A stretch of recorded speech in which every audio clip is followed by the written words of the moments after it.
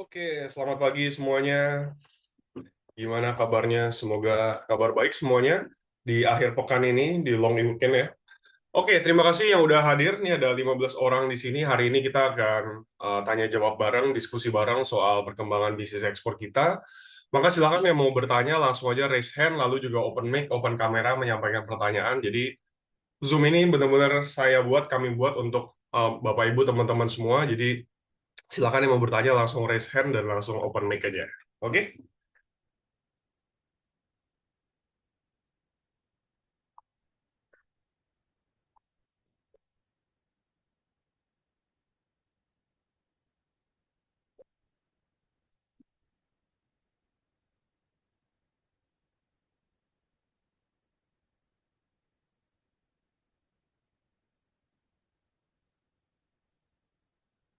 Oke, kemarin di grupnya ada cukup banyak pertanyaan, jadi silakan yang punya pertanyaannya boleh menyampaikan ulang supaya kita bisa belajar bareng ya.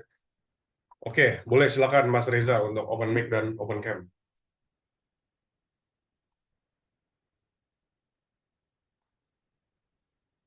Halo pagi kok. Halo, selamat pagi Pak Reza, gimana kabarnya? Iya, baik-baik. Gimana kabarnya kok? Aman, aman. Silakan Pak. Iya. Oh, jadi gini, ini saya ada potensi ekspor pertama kali saya sebetulnya ini saat ini ya. Oke, oke, Produknya itu sebetulnya wood pellet. oke, Nah, saya udah dapat dua calon customer. Hmm, Yang pertama itu udah ngasih kontrak sebetulnya kok, oke, purchasing kontrak. Yang kedua itu sudah confirm terkait sama penawaran. oke. Itu. Nah, cuma problemnya adalah eh, sebetulnya dari sisi pendanaannya kok, karena Ya, jumlahnya cukup besar. Yang satu oke, itu sekitar 10.000 metrik ton, yang oke. satu lagi 5.000 metrik ton, gitu. Nah, kira-kira ada tips nggak sih kok, misalkan gimana caranya, misalkan si buyernya itu eh, bisa percaya ke kita untuk ngasih misalnya tujuh puluh DP, persen pendanaan untuk kita beli ke apa ke supplier. supplier kita di Indonesia gitu, atau Payment terms-nya gimana gimana ya? Pak sekarang Pak? Gimana Sekarang payment terms-nya gimana? payment terms-nya? Yang sudah mau kontrak itu dia pinginnya 100% LC, 100% LC, dan itu jumlahnya berapa tadi? 10.000 jumlahnya ton. 5.000 ton. 5.000 ton, gila besar sekali ya. Iya, yang Oke. satunya itu saya tadinya minta 30% apa namanya, advance payment dulu. Tapi nggak Akhirnya mau. ditawar jadi 20% advance payment, sisanya LC. Oh, 20% mereka udah mau. Mereka udah mau, tapi yang ini kelihatannya yang totalnya sekitar 10.000 metrik ton ini Oke. kemungkinan sih baru Februari bisa bisa proses. Yang jaraknya paling Oke. dekat yang udah mau kontrak ini yang 5.000 ton. Tapi 5.000 ton yang 100% LC itu ya. Yang 100% LC. Oke. Oke, ini saran saya Pak ya. Kalau untuk 100% LC, dari supplier mereka nggak mau nerima ya, 100% LC. Dari supplier nggak mau nerima. Mereka pinginnya payment term maksimal 30 hari. Wah, oke. Berarti butuh pendanaan ya. Betul. Oke, ya ini emang masalah umum banyak eksporter ketika payment terms antara buyer sama supplier ini nggak match. Ini yang Pak Reza alami ya. Jadi, caranya cuma tiga, Pak. Cara pertama, kita harus negosiasi ulang dengan buyernya. Bilang, harus ajak Zoom meeting seperti ini, Pak. Karena Pak Reza dan juga teman-teman eksporter mungkin cuma by email atau by WhatsApp. Kita harus ajak Zoom meeting seperti ini, atau kalau bisa ketemu lebih bagus gitu ya. Kita jelasin keadaan. Ini kita produksi, bilang aja kita belum besar-besar banget, masih medium. Kita butuh modal kerja, jadi butuh DP. 20-30% sampaikan ke buyernya seperti itu. Tapi itu nggak cukup, itu kan kayak cuma minta kasihan. Nah, kita juga bisa kasih pakai strategi-strategi yang udah sering saya kasih tahu, Pak. Jadi, kasih scarcity, kelangkaan. Jadi, tadi kan dia mau pesan berapa? 5.000 ton. 5.000 ton. Nah, 5.000 ton. Kita kasih kelangkaan kalau sebenarnya eh, kapasitas produksi kita tuh udah habis dan kita mau kasih ke orang lain nih, ada yang bisa DP lebih bagus gitu.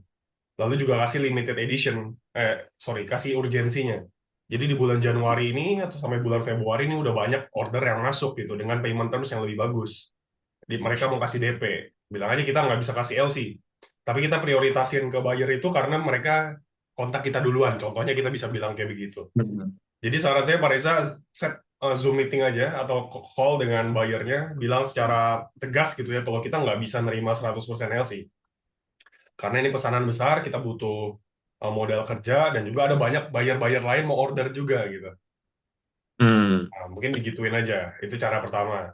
Cara yang kedua, ya kita bisa ngobrol ke suppliers, nanti LC-nya pakai langsung ke perusahaan mereka, Pak. Jadi kita terima komisi. Sebagai trading company kita terima komisi, jadi LC-nya langsung ke PT supplier, lalu kita terima komisinya. Karena kalau mereka dapat LC langsung kan mungkin lebih apa ya, lebih percaya diri atau lebih yakin gitu dibandingkan LC-nya ke kita. Tapi itu cara kedua ya. Jadi silakan dipertimbangkan.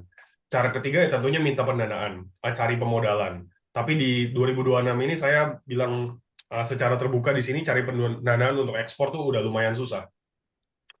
Karena investor-investor pada udah nggak tertarik dengan pendanaan bisnis ekspor. Kenapa?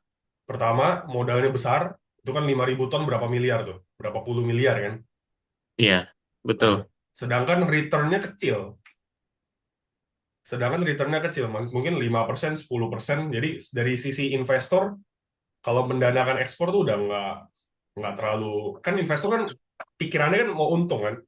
Jadi Betul. saya naruh uang berapa, baliknya berapa. Nah, untuk bisnis ekspor ini kurang, ya kalau bahasa sehari-harinya kurang seksi, Pak, untuk mereka. Nah, Hmm. itu. Kesulitan mencari investor itu beda dengan dulu, tahun 2022, 2023 tuh cari pendanaan ekspor lumayan gampang karena kayak bisnis ekspor pendanaan tuh masih baru gitu ya. Nah, sekarang nih udah mulai kurang nih peminatnya karena itu dia, modalnya besar, returnnya kecil. Kecuali Pak Reza punya kenalan ya, kenalan dengan teman, dengan saudara yang emang punya pemodal, atau dengan perbankan. Nah, perbankan juga udah mulai susah nih, tapi yang nggak ada salahnya untuk dicoba. Jadi cuma tiga cara itu aja, Pak, eh, untuk menyelesaikan masalahnya. Semoga bisa Oke. berhasil Jadi ekspor yang wood pellet pertama ini. itu kita renegosiasi lagi. Ya, Yang kedua itu kita coba pakai scarcity tadi. ya, Yang ketiga ya memang konvensional cari pendanaan ya. Gitu ya cari Pak ya, pendanaan kira-kira ya. ya. Sama LC ke supplier tadi harus diomongin juga tuh. LC langsung ke supplier ya. Iya. Itu juga Oh sorry, biasanya kalau kalau LC itu ya, bisa ini nggak sih kok? Bisa tiga pihak sekaligus nggak sih? Atau hanya bisa dua pihak aja? sebenarnya bisa tiga pihak, ada notify partinya. Bisa ya kok ya. Bisa, Maksudnya bisa, bisa. satu ke supplier, satu ke buyer, satunya ke saya misalnya gitu. Bisa sih. Nanti teknisnya seperti apa, tanya CS Bank aja, Pak Reza. Oke oke. Ya, tanya customer service-nya Bang. Karena mereka lebih paham lah soal teknisnya. Saya juga nggak, saya bisa menjelaskan tapi takut salah sih, Pak. Lebih tepatnya begitu sih. Jadi kalau soal ini lebih baik tanya langsung ke customer service Bang, Pak Reza. Oke. Oke. Siap kok. Sukses Makasih Pak Reza banyak kok. untuk ekspor wood pelletnya ya. Kemana Thank tadi you, thank tujuannya you. itu? Tujuannya yang 5.000 ton itu ke Slovakia. Ke Slovakia. Oke. Nah, kalau yang 10.000 itu ke Jepang. Oke. Oke, Oh. Slovakia sih mereka punya uang, Pak, sebenarnya, Pak. Mungkin Hmm. ini masalah ketidakyakinan atau mungkin kurang ditegaskan aja. Jadi Pak Reza Iya, mungkin bisa ajak negosiasi ulang. jadi term yang pertama itu selalu saya tawarkan coba 30% dan 70%. Tapi Oke. mereka kasih notifikasi sebetulnya kalau mau seperti itu against the term of LC katanya Pak. Oke, Katanya oke. gitu. Karena LC itu kan ya memang 100% harusnya pakai all LC, nggak usah pakai ada advance payment lagi gitu. Iya, benar-benar. Sudut pandang mereka gitu. Oke, ya nanti bisa dijelaskan lah ke mereka. Atau Siap, kasih siap. diskon lagi aja, Pak. Kalau mereka mau DP, kasih pengurangan harga lagi sedikit. Hmm, Supaya mereka oke. merasa lebih untung kalau ambil keputusan ini gitu. Kalau nggak ada bedanya, ya pasti mereka tetap mau udah 100% LC aja. Tapi kalau Pak Reza bisa kasih offer yang lebih menguntungkan, kan mereka mungkin bisa jadi ganti pikiran. Oke. Siap, siap. Oke, Thank you terima banget, kasih Pak Reza. Bro Dennis. Sukses ya Pak ya. Oke, Thank you, Pak. silakan Pak Yon. Oke, gimana kabarnya, Mas? Halo, Bang Denis. Sehat, Alhamdulillah. Sehat ya? Oke, luar biasa. Lagi di mana sekarang? Lagi di Cilacap ini kok. Lagi di Cilacap. Oke, gimana perkembangannya nih, Helix Charcoal? Iya, alhamdulillah perkembangannya kok. Jadi dari setelah one on one sama Kode ini saya coba terapkan ya kurang lebih udah ada 15-an lah. Bayar itu yang organik ngechat kami duluan. Wah, hebat. Kemudian antaranya 3 sampai 4 lah. Bayarnya tuh on call, on telepon langsung kok, tanpa WA Oke, ya, telepon seluler biasa mereka dari oke, Dubai. Nah, saya mau nanya ada beberapa poin ya, ada 3 poin kok. Yang pertama strategi diskusi sama buyer ya. Ketika udah diskusi mentok harga, ada yang hilang. Padahal kan mereka udah cat duluan, udah antusias dan sebagainya. Setelah dikasih harga hilang. Padahal kami, oke, saya sudah berusaha meyakini harga saya sudah murah. Karena saya sudah pakai supplier, cari supplier baru yang lebih murah kok. Finally oke. gitu. Kemudian ada yang sudah mendekati deal, sudah sampai mau desain dan sebagainya, tapi akhirnya membandingkan dengan produk dari Afrika lebih murah. Akhirnya juga ya hilang juga, walaupun tetap keep in touch sih. Oke. Kemudian ini ada beberapa hari ini, 2-3 hari ini ada 3 buyer ya dari Iran tuh ngechat minta barang dan minta kepastian apakah bisa ngirim. Nah, situasi kan Ir- seperti ini ya. Iran, Iran apa Iran, Irak? Iran, Iran, Iran ya? Iran. Nah, orangnya itu harus ke Irak untuk WA saya kok.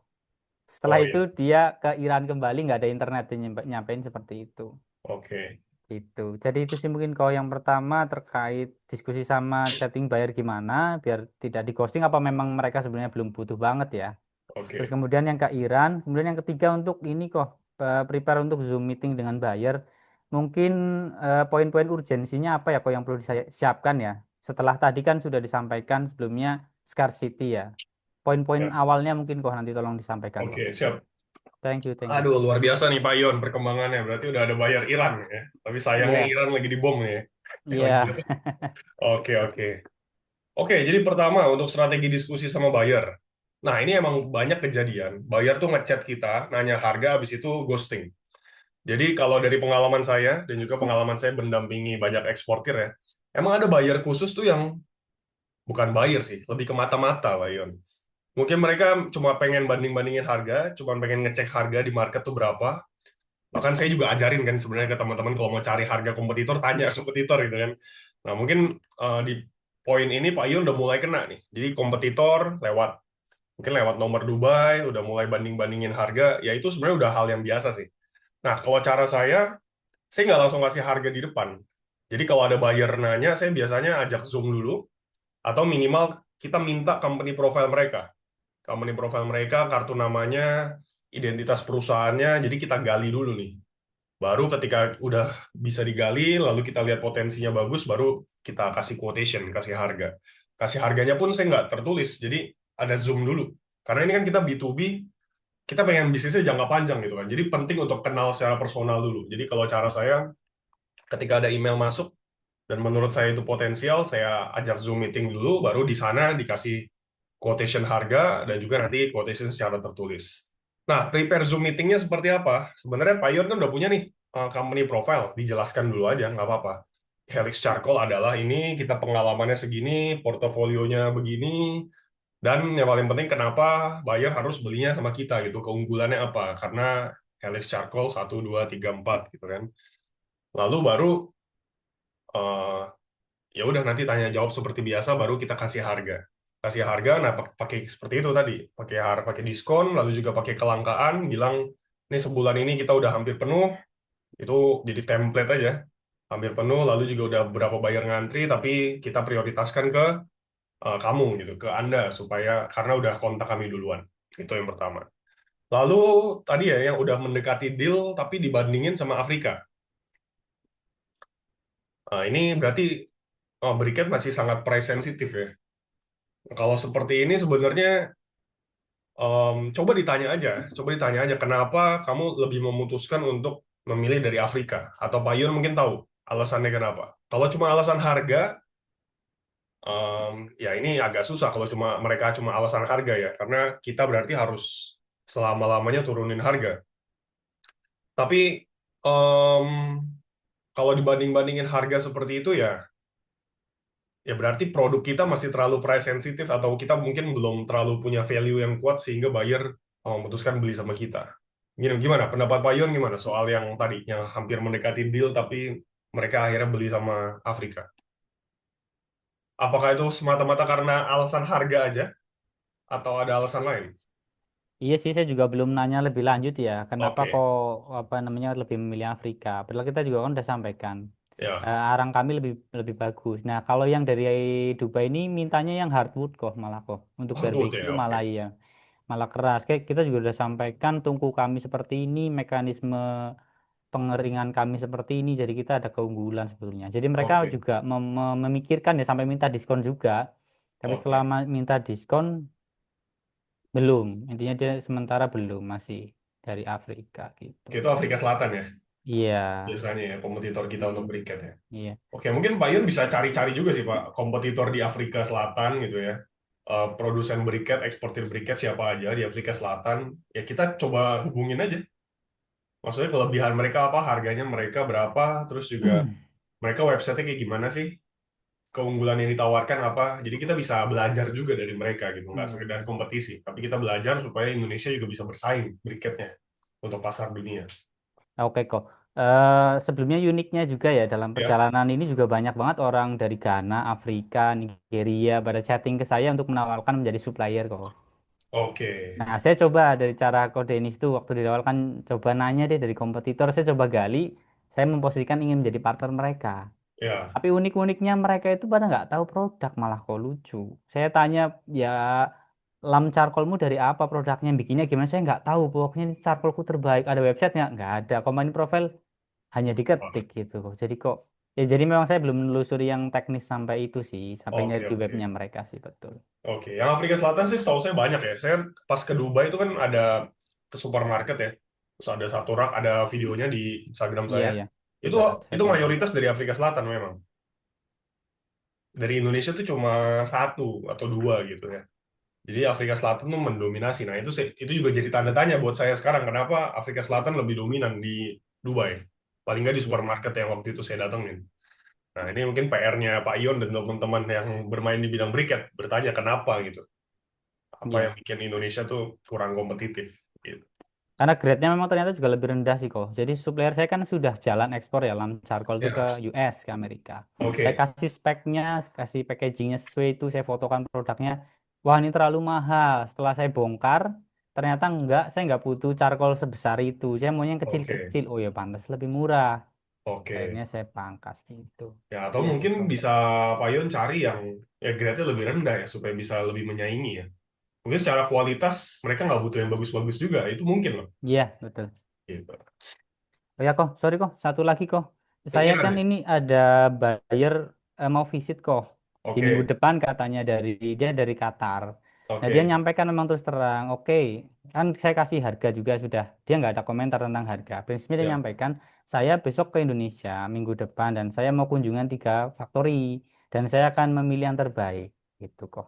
Nah mungkin oke, minta tipsnya kok biar kita ada gimana ya chemistry masuk gitu kok barangkali rezeki ya mudah-mudahan rezeki gitu kok. oke. Pak Ion mau ketemuan berarti sama bayarnya ya? Iya bayarnya mau datang ke itu ke pabrik Oh, mau visit kunjungan pabrik. iya mau visit pabrik gitu. Oke, saran saya kalau untuk oh mereka datang sendiri langsung ke pabrik berarti ya? Iya nanti saya yang jemput gitu kok awalnya Oh, juga Pak Ion mereka yang yang jemput. chat duluan terus saya ngobrol-ngobrol-ngobrol terus saya tawarkan saya akan lebih senang kalau anda itu mau berkunjung ke Indonesia. Dia langsung terbuka iya saya juga minggu depan saya mau ke sana makanya saya nanya alamatmu gitu dia bilang gitu. Oke, oke, Wah oke. cocok nih kan gitu gitu kok. Oke, pertama ya kasih servis yang terbaik. Tapi sebenarnya untuk buyer yang visit itu mereka nggak terlalu ya servis itu nomor dua ya dari sisi emosional ya. Tapi yang penting bagi mereka itu adalah pertama mereka yakin nih dari segi produksinya, lalu dari segi produknya. Kedua, nah ini saya nggak tahu ya untuk briket ya. Mereka juga pasti akan ngetes produk semuanya, Mas. Jadi mungkin burning testnya dites, lalu ash-nya dites. Jadi Mas Ion mungkin untuk persiapan buyer datang bisa dipelajari lagi product knowledge-nya, lalu juga nanti dipersiapkan di sana agendanya ngapain aja. Jadi pas visit tuh udah ada struktur jelas ya tuh. Mungkin pas datang pertama, oke ngopi dulu, baru kedua tes produk, ketiga diskusi harga, keempat baru finalisasi. Nah, jadi pertama nanti produk-produknya bisa disiapkan, jadi bisa tes dan ditunjukkan ke buyer langsung. Kalau ini kita berkualitas, kualitasnya langsung segini, sesuai dengan spesifikasi, lalu ya disiapkan penawaran harganya, Mas Yon. sebelum pas datang. Dan kalau saran saya supaya bisa closing di tempat, ya mereka kan udah lihat nih, mereka udah lihat barangnya, kasih diskon yang lumayan gede aja. Kasih diskon agak gede, paling nggak supaya bisa pecah telur pertama kali, karena mereka udah datang langsung dan sebenarnya mereka punya kapabilitas untuk tanda tangan langsung gitu. Dan biasanya berhasil sih, biasanya ya. Kalau emang kita ngasih harganya lumayan bagus dan juga produknya bagus, servis kita bagus, em, biasanya mereka mau gitu untuk trial order satu gitu atau dua. Apalagi masih Eh, jemput dr- langsung itu menurut saya lebih oke lagi tuh. Draft kontraknya berarti dari kita ya, bukan dari buyer ya kok. Misalnya kalau mau deal-dealan langsung gitu kok modelnya kok. Draft kontraknya, Artinya sales ya kontrak, LOI kali ya, letter of intent gitu kali ya ya. letter of intent. Sebenarnya kalau untuk di tahap buyer visit pertama kali dan belum ada PO sih, belum ada kontrak apa-apa ya. Kecuali bayarnya bilang langsung, oke kita mau kontrak, ya baru nanti, ya biasanya mereka udah siapkan sih kalau emang mereka mau beneran beli. Nah baru nanti ketika udah ada PO, ya baru kita bisa siapkan sales kontrak gitu. Siap menjawab kok. Thank you kok. Oke, Mas Yon. Untuk Iran, saya sejauh ini sih kirim ke Iran nggak apa-apa ya. Jadi saya ada beberapa negara ya. Misalnya saya mau kirim ke Tajikistan, Uzbekistan itu lewat Iran semua. Selama ini sih nggak masalah. Nah tapi Januari ini saya belum ada kirim ke sana, jadi saya belum tahu perkembangannya. Mungkin nanti akan saya tanyakan ke forwarder atau kalau Mas Yon punya forwarder bisa coba ditanyakan aja, bisa nggak kirim ke Bandar Abbas ke Iran. Oke, oke. Kalau nggak bisa ya kirimnya ke Dubai dulu aja.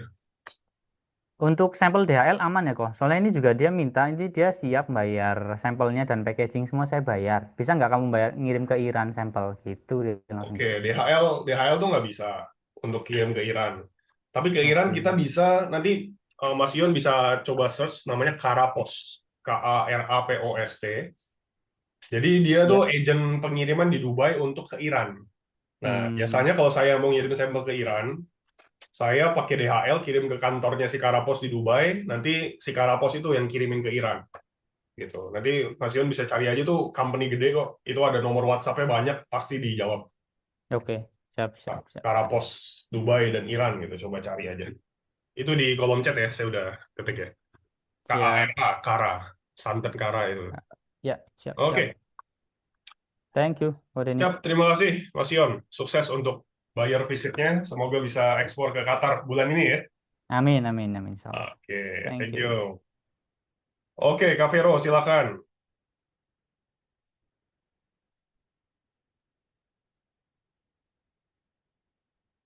Oke, gimana kabarnya Kak Vero? Udah bisa di-unmute? Belum bisa nih.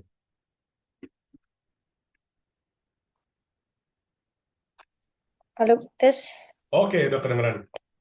Oke, udah kedengaran? Oke. Ya, Selamat siang, Kak Denis. selamat siang.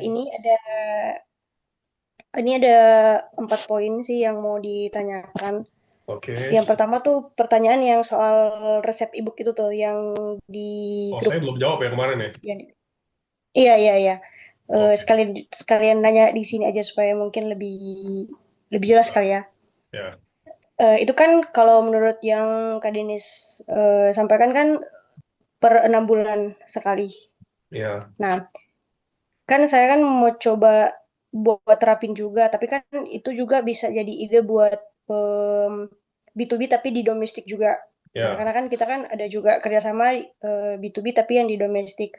Cuma mungkin kalau untuk saran itu yang di Mhm. domestik bisa kita terapin karena memang udah ada kerjasama. Nah, kalau Oke, untuk seperti yang ekspor. disampaikan supaya kayak sales marketing, ya sales marketing berbasis itu kalau per 6 bulan sekali itu kan mungkin kelamaan kalau di posisinya kita saat ini.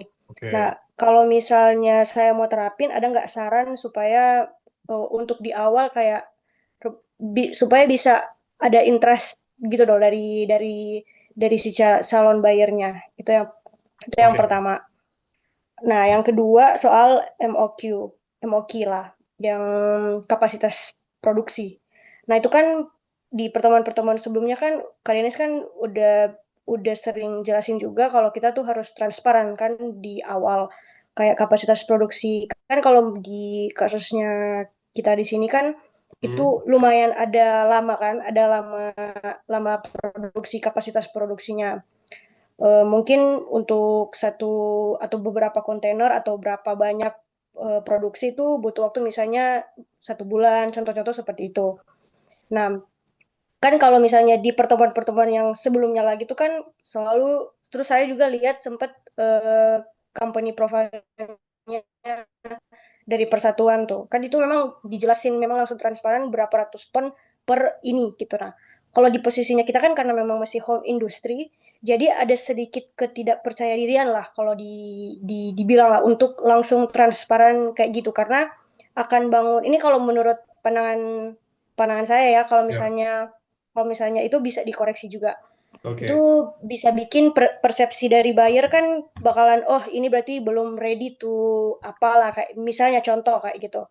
Nah itu ada siasat atau strategi apa kayak begitu yang bisa mungkin saya bisa cantumin atau untuk supaya bisa mengantisipasi yang poin ini.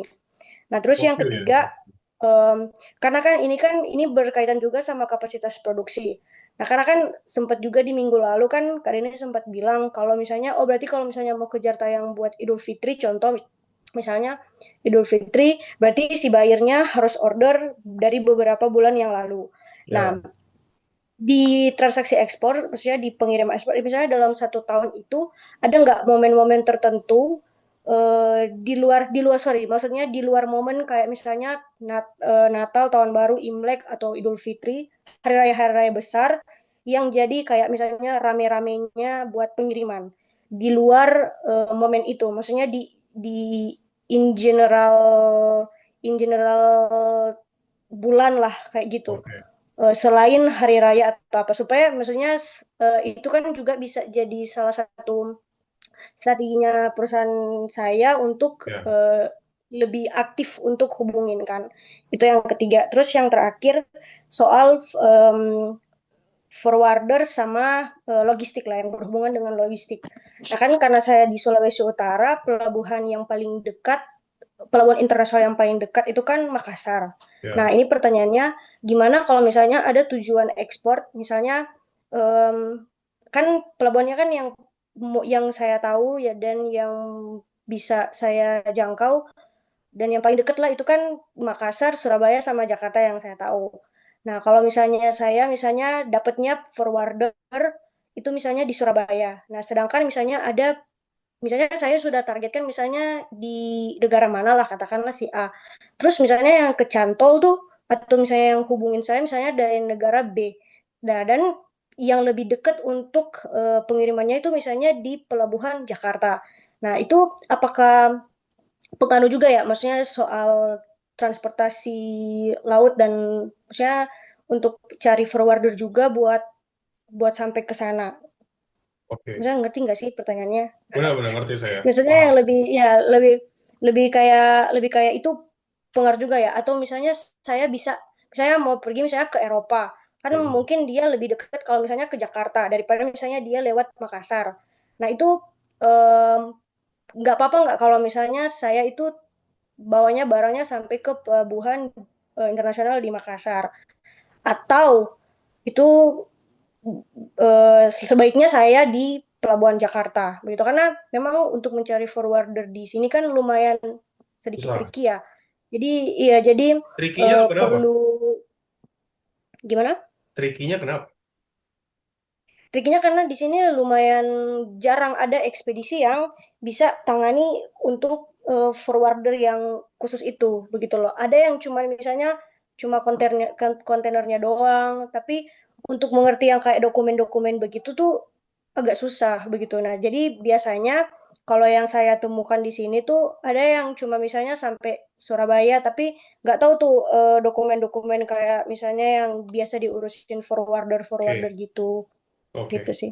Itu sih Kak pertanyaannya. Oke, Thank saya you. jawab satu-satu ya. Ini juga bisa jadi Ya. pembelajaran buat teman-teman yang hadir di sini semua. Pertama, resep mungkin bagi Bapak Ibu yang belum tahu konteksnya. Jadi saya minggu lalu itu menyarankan satu strategi gitu ya. Ini kan Kak Vero kan produknya gula aren. Untuk bisa attract customer yaitu dengan kasih resep. Dengan kasih resep gimana pengolahan gula aren jadi produk jadi. Karena kan buyer-buyer Kak Vero kan mungkin distributor, lalu juga pengusaha bakery, pengusaha minuman, beverage gitu. Jadi kita sebagai supplier supaya bisa kita membentuk persepsi dikenal buyer tuh, oh ya ini kita benar-benar ngerti produknya. Nah, salah satu caranya ini udah saya lakukan juga di perusahaan saya, yaitu kasih resep. Nah, kalau saya emang 6 bulan sekali supaya ya nggak sering-sering banget dan kayaknya limited edition gitu. Jadi ditunggu-tunggu oleh buyernya. Nah, tapi ini balik lagi ke perusahaan ya, Kak. Kalau mau dikasih setiap minggu, setiap bulan juga nggak apa-apa. Nah, strateginya, nah ini juga penting nih buat teman-teman semua. Kita kan kadang suruh kirim email. Kita kirim email misalnya 100 ke buyer-buyer. Semua email itu kan kita pengennya take. Artinya kita pengen dijawab, kita pengen mendapatkan sesuatu dari buyer, kita pengen dibeli. Nah, mungkin mindset-nya ini bisa diganti. Ketika kita udah email buyer, nggak dibales, nah kita follow up-nya, kita bukan follow up, jawab dong, atau Kap, gimana, mau beli nggak? Ini kita ada begini, mau beli nggak? Nah, tapi kita mindset-nya mindset give, kita kasih gitu. Kita kasih ke supplier. Caranya gimana? Ya dengan resep itu. Misalnya ada buyer nih, buyer A, nggak balas kita. Ya udah kita follow up. Ini buat mendukung bisnis kamu, kamu bisa pakai resep-resep ini untuk bisa dikasih ke customer-customer kamu supaya supaya customer kamu bisa lebih punya banyak inovasi terkait perkembangan dunia F&B contohnya. Nah, baru di akhir kalau butuh gula aren, please let me know. Jadi untuk message follow up, nah ini bisa jadi ide bagus juga supaya kita nggak cuma take itu artinya minta gitu ya, tapi kita bisa memberi juga ke calon-calon Ya, buyer. betul. Nah, biasanya itu sih ya bisa dicoba dulu di konteks masing-masing ya. Cavero kan gula aren atau tadi ada yang lain misalnya charcoal atau furniture dan lain sebagainya bisa dicoba pakai cara ini untuk follow up email-email yang nggak terbalas gitu ya. Nah, kedua untuk MOQ. MOQ ini saya tuh kalau saya karena saya ngambil dari supplier, saya nggak punya produksi sendiri, saya ikutin MOQ supplier Cavero. Jadi supplier saya MOQ-nya segini ya udah saya ikutin gitu. MOQ-nya segini. Nah, kalau MOQ ini sebenarnya kan ini strategi perusahaan banget sih. MOQ itu sebenarnya nggak ada. Kalau di sisi bisnis tuh MOQ sebenarnya nggak ada. Artinya MOQ itu angka yang dibikin. Ya, Nangkap maksud saya ya? MOQ itu nggak ada. Kita ya. beli satu masa nggak boleh. Tapi kan MOQ itu angka yang dibuat. Angka yang dibikin Hmm. supaya apa? Supaya nggak capek, biar sekalian gitu produksinya. Contohnya kenapa MOQ saya 17 ton? Ya karena satu sekali line itu 10 ton gitu. Jadi kita kalau misal ngerjain cuma 7 ton, tanggung. Ngerti nggak maksud saya? Jadi ya Betul. udah sekalian aja Iya, MOQ-nya maksudnya besar gitu. kapasitas produksinya, iya, iya. Iya, jadi MOQ tuh ya itu cuma angka yang ditulis. Jadi terserah kita sebagai pengusaha mau targetin berapa. Nah, sebenarnya ini bisa juga dijadikan bahan evaluasi perusahaan. Kalau B2B gitu MOQ apa yang paling menguntungkan gitu. Nah, kalau buat saya harus satu kontainer karena kalau less kontainer load ya, ini untuk produk saya ya itu akan merugi gitu, akan lebih ribet, lalu juga secara produksi juga akan lebih susah, makanya MOQ-nya satu kontainer. Dan kami kebetulan menyanggupi itu. Nah, kalau Kak Vero nanti silakan dievaluasi, kira-kira MOQ yang tepat sweet spot-nya itu berapa? Dari kapasitas produksi, lead time nggak terlalu lama, tapi juga, wah ini sweet spot banget nih, enak nih kalau MOQ-nya segini. Nah, ini saya nggak tahu konteks saya Kak Vero, jadi nanti bisa dipikirkan aja. Atau kalau memang belum siap, ya udah nggak usah ditulis dulu. Kita berdasarkan permintaan buyer dulu aja. Sebenarnya MOQ ini tujuannya adalah untuk menghindari customer belinya terlalu rendah, itu aja sih. Jadi kita matok harga nih, omset minimal satu customer ini berapa. Nah, tapi kalau emang kita belum punya kepentingan itu, ya MOQ nggak usah ditulis dan itu nggak jadi sebuah urgensi sih. Kalau emang nggak perlu customer tuh harus belinya segini gitu. Nangkep maksud saya nggak, Kak Vero? Iya, iya, nangkap. Oke. Nah, Cuman nanti silakan kalau diolah. di ya, cuma Kak, kalau ini mau nanggapi sedikit. Ya, Cuman kalau di kondisi saya sih memang sebenarnya kita nggak terlalu musingin lah MOQ-nya berapa. Nah, oke. cuman paling-paling di sistem pembayarannya sih yang paling bakalan jadi kalau trouble dikit mungkin kayak sama seperti yang penanya sebelumnya ya. Ya, ya. Cuman maksudnya biasanya saya eksplorasi sendiri juga memang yang jadi kekuatan eksportir itu kan ada di kapasitas produksinya. Nah, semakin tinggi dia bisa produksi, itu nggak akan jadi kekhawatiran buat si pembelinya atau buyernya. Nah, cuma Oke. kalau di kondisinya kita tuh saat ini memang kita masih belum punya kekuatan di situ karena ya home industry kan Hmm. masih balik lagi di situ kita masih home Ya. industry. Jadi kita memang untuk memproduksi, misalnya contoh untuk 17.000 ton tadi itu. Nah, Ya, kita mampu untuk produksi, tapi kasih jangka waktu. Nah, itu yang jadi kita punya oke. problem sedikit. Tapi makanya saya minta saran juga untuk kayak saya mau transparan nih sama Iya. sama si buyer tentang Mhm. hal itu. Cuman gimana cara saya untuk kasih tahu supaya di mindnya mereka tuh saya juga proper gitu loh, Oke. karena kalau misalnya saya langsung mentah-mentah tulis misalnya di company profile atau misalnya di Katalpro atau di website, minimal 3 bulan untuk berapa ribu ton. Nah, itu kan kalau ini kalau makanya tadi saya bilang itu kalau menurut saya kan bakalan diposisikan mereka tuh, duh lama nih gitu Ya. lah. Jadi nggak langsung ada conversation duluan gitu loh Ya, sama ya, ya. si si buyer. Nah, jadi itu saya makanya minta saran Oke. gitu loh. Gimana bagus untuk membahasakannya gitu loh. Oke, oke. Ya sebenarnya cara paling enak membahasakannya itu ngomong langsung sih, Kak Vero. Udah pernah diajak Ngomong Zoom langsung ya. langsung gitu, ya itu lebih enak sih. Kita bisa tunjukin langsung atau Iya. video call lah minimal.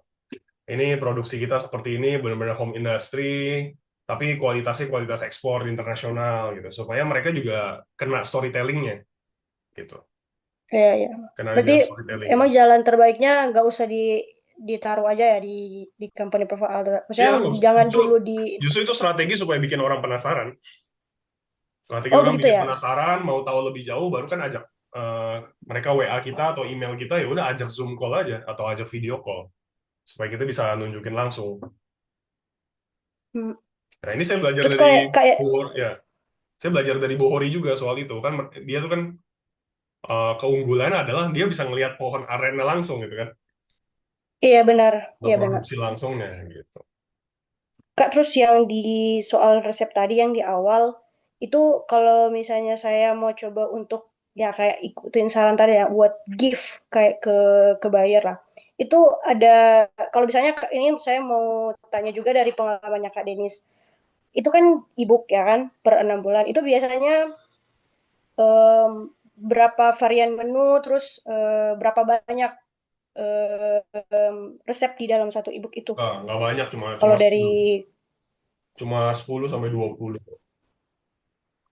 cuma 10 sampai 20 ya. Iya, nggak banyak, cuma 10 sampai 20, Oke. tapi kayak ngikutin trennya gitu, ngikutin tren pada waktu itu. Itu Sekarang udah. di dikasih ke semuanya. Maksudnya satu resep itu buat semuanya ya? Atau ada kayak khusus gitu loh di misalnya buat customer yang di Iran itu resep ini, Buat di semua India sih, resep ini atau enggak buat buat semua semua. sih, nggak serajin itu sih. Nggak Oke, serajin itu, oke, ya, oke, ya, oke. buat satu buat semua. Dan Ya. itu juga kita kan bikinnya sebenarnya ya bukan karena kita chef beneran, tapi itu kan bagian dari marketing gitu. Jadi Iya benar, ya. mereka Ya juga saya nggak ngerti. saya udah pernah saya juga pernah lakuin itu di tahun lalu.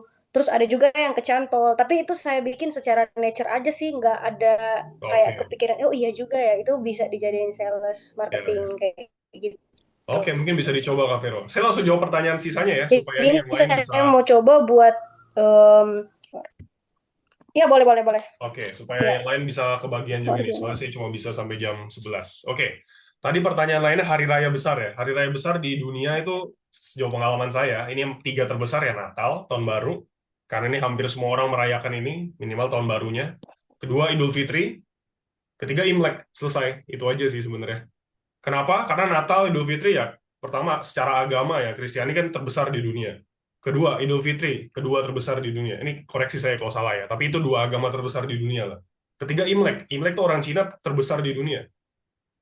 Jadi kalau tadi ditanya hari raya besar ya tiga itu di dunia. Emang ada hari raya kecil, misalnya tergantung negara tujuan. Tapi kalau ditanya secara global ya itu yang tiga terbesar. Jadi sekarang sebenarnya momen yang bagus untuk mulai juga karena ini approaching mau bulan puasa, mau Ramadan, dan juga mau Imlek bulan depan. Jadi kalau F&B ini sebenarnya ini bulan-bulan yang bagus untuk jualan. Gitu. Oke. Oke, sama pertanyaan terakhir tadi soal forwarder, saran saya Kak Vero bisa cari-cari forwarder di Makassar. Terus Nah, itu bisa cari forwarder, misalnya 10 forwarder. Ceritain aja skenario-nya. Kak Vero, kita produsen di Sulawesi Utara, di Manado, gimana caranya kalau mau ada kirim ke internasional. Nanti forwarder akan kasih skenario. Misalnya, oh, mendingan tracking aja, Kak, dari Manado ke Makassar jalur darat. Atau misalnya ada forwarder lain ngasih saran, oh, ya udah pakai kapal aja, dikirim dulu ke Makassar, nanti dibongkar di Makassar, dimasukin kontainer di Makassar. Nah, itu pasti setiap forwarder punya cara sendiri-sendiri. Nah, itu silakan dibandingin mana yang paling efisien, mana yang paling murah, mana yang paling cepat. Oke? Oke. Oke, Kedengeran oke, suara saya oke. ya? Oke. Thank you, Kak Vero. Nanti kita diskusi lagi minggu Thank you, depan masih Kak. ada. Ini saya usahakan buat setiap minggu supaya teman-teman bisa belajar terus-menerus. Oke? Iya, benar ya. Oke. Thank you, Kak Vero. Sukses ya. Oke. Kak Reno, silakan. Kak Reno, silakan open cam dan juga open kamera, open mic. Oke, bro, sorry nggak bisa on cam nih sebelumnya. Oke. Wah, kalau nggak bisa on cam, nggak bisa di-pin. Oke, oke, oke. Oke, bro, sebelumnya perkenalkan saya Reno. Nah, saya ini udah punya supplier cengkeh nih, bro, di daerah Jawa Barat. Nah, cengkeh ini setelah saya riset sih, demand-nya untuk 3-5 tahun belakangan ini cukup stabil ya demand-nya untuk ke negara India. Oke. Nah, pertanyaannya, bagaimana cara yang efektif nih kok untuk mencari buyer di India? Karena Koko kan pernah ekspor juga ya ke India ya. Nah, Ya. maksudnya di platform apa nih yang lebih efektif? Ataukah di LinkedIn atau di IndiaMart atau apa nih kok? Oh, kalau India sih paling bagus Indiamart ya. Karena Indiamart tuh kayak ya mungkin sekelas kalau di sini apa ya? Tapi dia e-commerce terbesar lah, e-commerce terbesar untuk B2B dan hampir semua B2B di India tuh pakai Indiamart. Jadi kalau saran saya untuk Pak Reno, kalau mau cari bayar di India, cengkeh bisa carinya lewat Indiamart aja. Jadi kan di sana kita bisa tahu juga harga-harganya, lalu bayar-bayarnya semua kelihatan juga. Nih kita Oke, lihat ya langsung di sini ya, Indiamart. Cengkeh bahasa Inggrisnya apa, Pak? gimana? Cengkeh bahasa Inggrisnya apa? Clove apa sih? Wow, Clove. Ini kan dapat semua nih. Indonesian Clove nih. Total Trading Solutions. Nah, ini udah dapat buyer. Udah tahu harganya berapa. Harga jualnya ya paling nggak di sana. Ini Indonesia Clove, RR Exporters. Tinggal kita cek aja. Ini kelihatan ya share screen saya. kelihatan. Nah, kontak us. Nah, ini udah ada namanya, Aditya Kumar. Alamatnya. Oke. Itu berarti di situ trusted semua ya kok ya? Kalau di ya trusted atau enggak saya nggak tahu ya. Jadi tapi kebanyakan trusted. Nah, jadi silakan di kontak-kontak aja dulu. Nanti trusted atau enggak ketahuannya setelah bicara metode pembayaran tuh. Nah, ini Oke. kan ada banyak nih Indonesian Clove. Jadi di kontak-kontak ini satu-satu nih. Nah, gimana tuh kok cara deteksi untuk bayar yang kurang trusted itu kok? Supaya menghindari yang kurang trusted itu. Oh, payment terms. Jadi pastikan kita payment terms-nya yang menguntungkan kita. Down payment pertama. Kedua, ya mereka mau lunasin sebelum barang dikirim atau minimal sebelum dokumen. Itu aja sebenarnya untuk trusted atau enggak. Jadi jangan mau kalau misalnya nih buyer bilang, oke saya akan bayar ketika nanti 100% ketika kontainer udah nyampe di India gitu. Wah, jangan begitu, udah pasti hilang uang kita. Jadi trusted itu gampang, metode pembayaran pertama, mereka mau DP 30% lah minimal. Sama sebelum kita kirim dokumen asli, ya mereka udah kasih jaminan pembayaran atau udah lunasin. Itu aja sebenarnya. Oke. Baik. Oke? Siap, terima kasih kok ya. India ini market bagus harusnya buat Indonesian Glove nih, karena tadi saya cuma cari glove, kebanyakan Indonesian yang keluar, jadi harusnya bisa kompetitif dan masuk ke sana.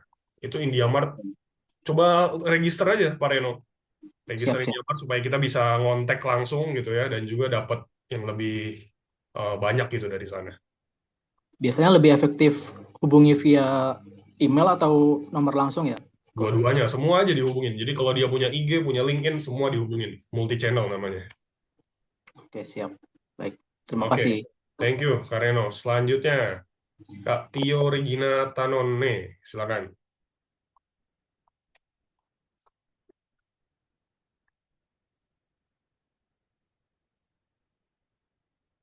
Oke, Kak Regina bisa?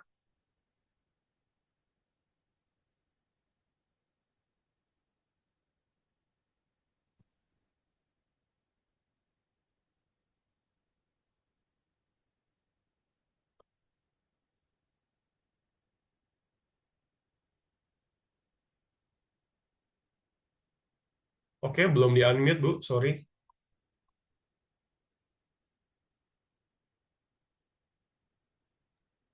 Sudah ya, bisa ya? Oke, sudah bisa, Bu. Selamat Ya. pagi. Iya.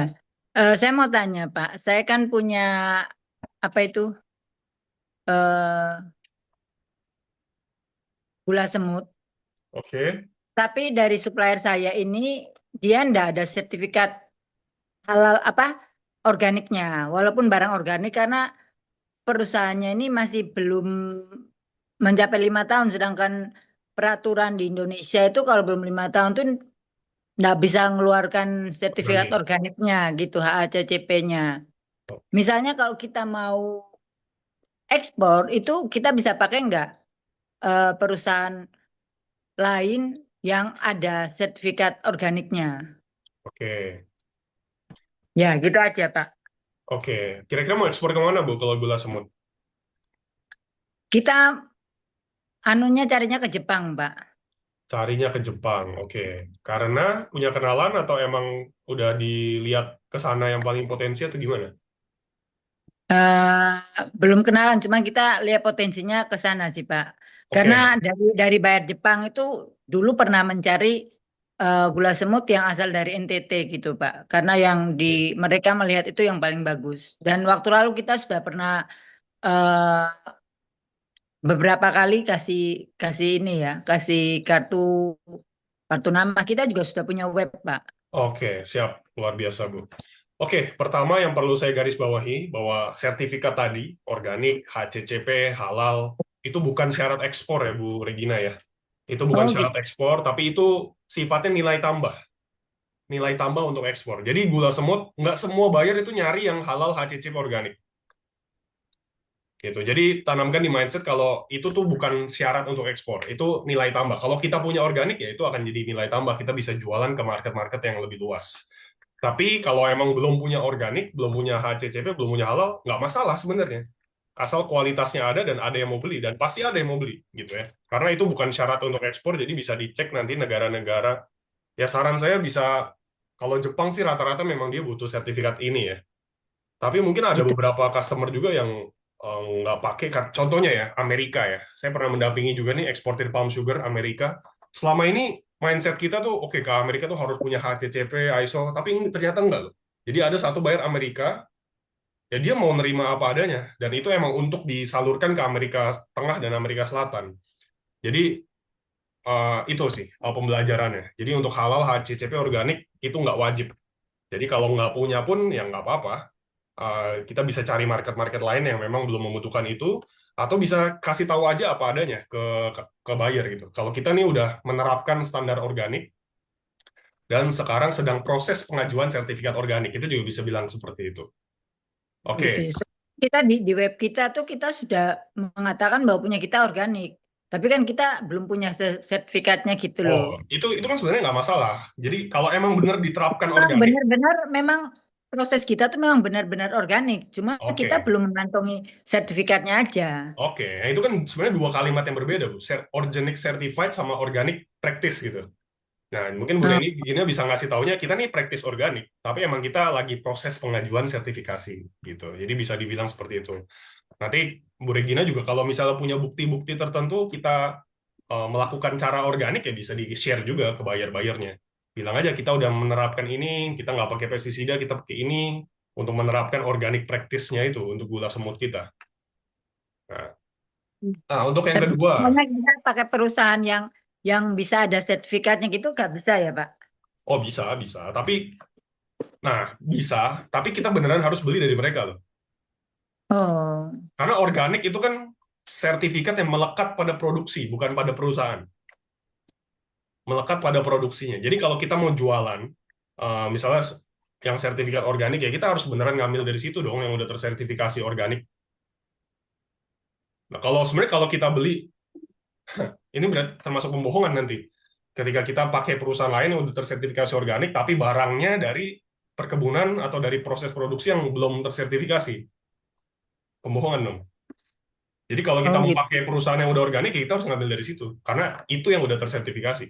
Kalau kita kirimnya pakai punya kita yang belum tersertifikasi, ntar kalau ketahuan bisa pidana macam-macam. Tapi Gitu. saya juga pernah dengar gini, Pak. Ada yang para petani itu dia ekspor memakai yang mengurus ke Cina ya, yang mengurus sertifikat organiknya itu dari Cina. Oke. Itu bisa nggak? Maksudnya negara tujuan itu dia yang mengurus. Oh ya bisa aja Jadi, kalau bisa aja.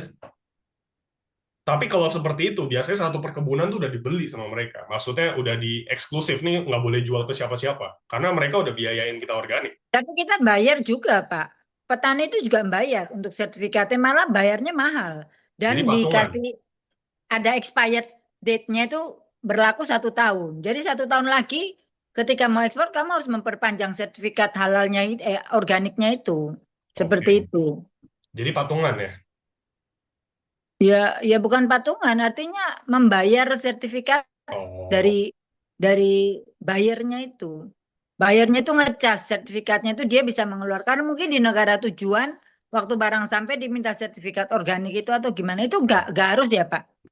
Misalnya sampai negara tujuan ada permintaan itu kalau nggak ada kena cas atau gimana. nah ini harus dipelajari di produknya, di permintaannya Bu Regina gitu ya. Nah kalau yang ke Oh, China tadi mungkin dia udah jalin hubungan panjang gitu, udah repeat ordernya terus menerus. Jadi, nah ini kan kasusnya beda-beda nih seperti ini nih. Kalau saya misalnya jadi petani itu, kalau bayarnya order setiap bulan sama saya nggak apa-apa lah bayar organik sekian gitu. Asalkan dia ordernya terus menerus kan. Terus kita bikin agreement aja. Kalau kamu impor gula semut tuh harus dari saya gitu, nggak boleh dari yang lain. Nah, itu kan kita bisa hmm. bikin seperti itu. Kalau mereka emang menguntungkan prospek bisnisnya jangka panjang. Nah, gitu. Nangkep maksud saya, Bu ya. Oke, Oke. Gitu sih. Jadi oke. untuk halal HCCP organik, ya bilang aja ke buyernya statement kalau ini kita udah praktis gitu ya, tapi sertifikasi masih dalam proses. Kalau kita ambil dari yang lain, ya kita harus kasih tahu. Kalau ini kita diproduksi oleh PT ini yang sudah tersertifikasi organik. Gitu. Ya, tapi itu bisa ya Pak ya. Jadi Bisa, kita bisa. nggak harus. Karena saya mikirnya webnya kita kan tertulis organik tapi we don't have sertifikatnya gitu. Iya, bisa sih harusnya. Karena organik tuh nggak wajib. Bu. Sekali lagi organik tuh nggak wajib. Nggak wajib harus ada sertifikat ya. Nggak wajib. Organik tuh nggak wajib. Organik kan kelebihan aja. Keunggulan, ya kan? Kita mau beli sayur organik sama pestisida juga itu nggak wajib gitu. Kita harus mengonsumsi organik.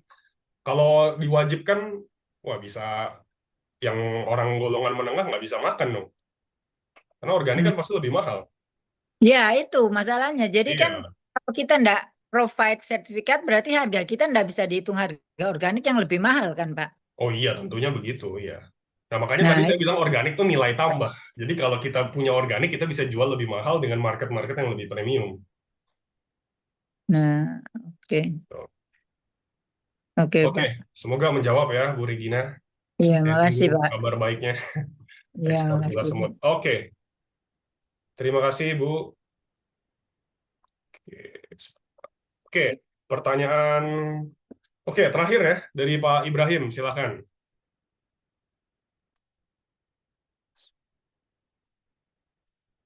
Pak Ibrahim.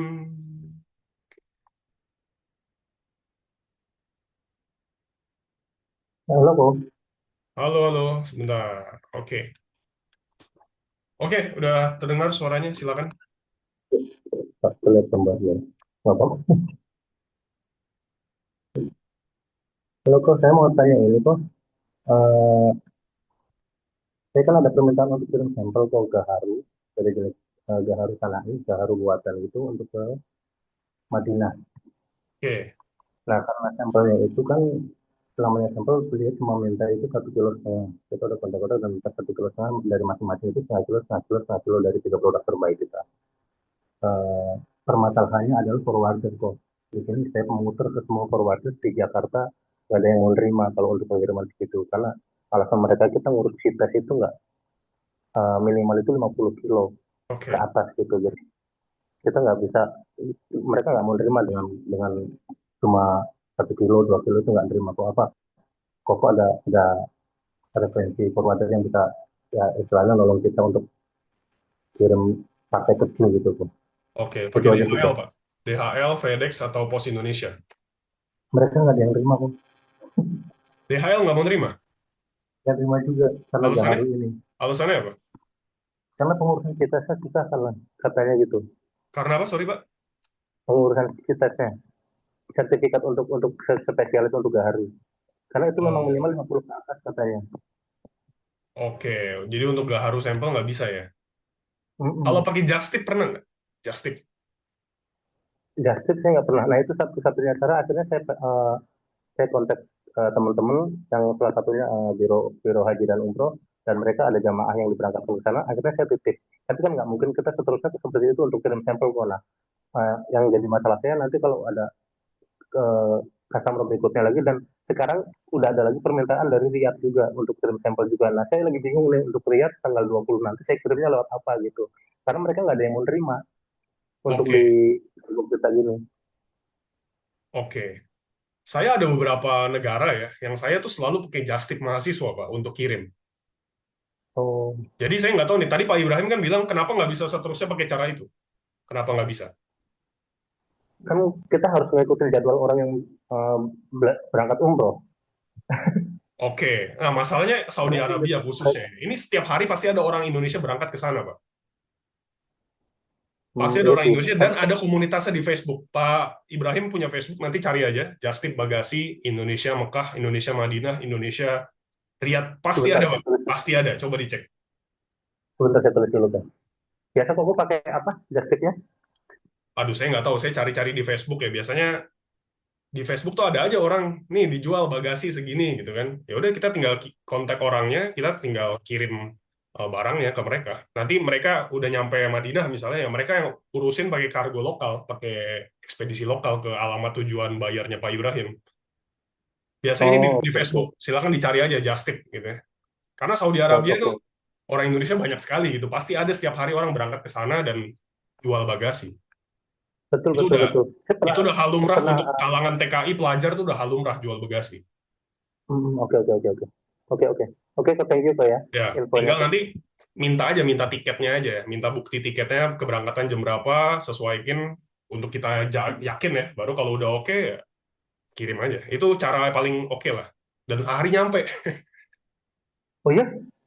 Iya dong, sehari. Mas, ya paling nggak ke alamat bayar kalau kalau dalam kota ya. Misalnya ke Riyadh gitu. Orangnya berangkatnya ke Riyadh juga. Kan bisa nyampe hari itu juga. Misalnya dia pesawat pagi, Oh, siang kan udah nyampe ke Arab. oke oke oke Terus kan oke. mereka bisa gojekin gitu. Kan di sana juga ada seperti itu. Oke kok. Thank you kok, thank you kok. Nah, kalau cuma Kenapa? sekilo atau kurang sih harusnya diselipin di koper nggak kena ya. Iya, dari kemarin saya sampai sampai pusing untuk pengiriman ini. Saya ketemu untuk satu sisi dari tanggal hari ini saya kirim lewat jemaah umroh yang berangkat. Tapi nanti tanggal Ya, 20 ada permintaan dari ini saya bingung. Tapi ya, dengan ya. solusi Jasip ini oke oke thank you Ya, banget kok. pakai Justify Pak. Cari di Facebook pasti ada Pak kalau Arab Pak. Oke Ah, oke negara ya selain ya. Arab aja banyak kok kayak ke Turki, ke Aljazair aja ada kok setiap hari yang berangkat ke sana. Apalagi Saudi. Saudi kan TKI, pelajar, umroh, orang jalan-jalan, orang bisnis setiap hari pasti ada yang berangkat Pak. Pasti aman ya kok ya. Sejauh ini saya belum ada kenapa-napa sih, selalu aman sih. Oke oke Oke, oke sip. thank you Pak Daniel. Terima kasih Pak Ibrahim, terima kasih Bapak Ibu, teman-teman semua yang udah join di Q&A hari ini. Semoga bisa bermanfaat buat kita semua. Sukses dan semangat untuk bisnis ekspornya. Minggu depan kita adakan Zoom ini lagi, jadi boleh disiapkan pertanyaan-pertanyaannya. Atau kalau mau tanya langsung di grup, diskusi juga boleh, tapi kayaknya Q&A Zoom seperti ini lebih enak ya. Jadi kita jelasinnya bisa lebih oke dan bisa lebih dipahami. Oke, terima kasih semuanya. Saya akhiri Zoom hari ini. Semangat dan selamat berakhir pekan. Saya tunggu kabar-kabar baiknya bisa jadi eksportir-eksportir semua. Oke, terima kasih. Wassalamualaikum warahmatullahi wabarakatuh. Selamat siang.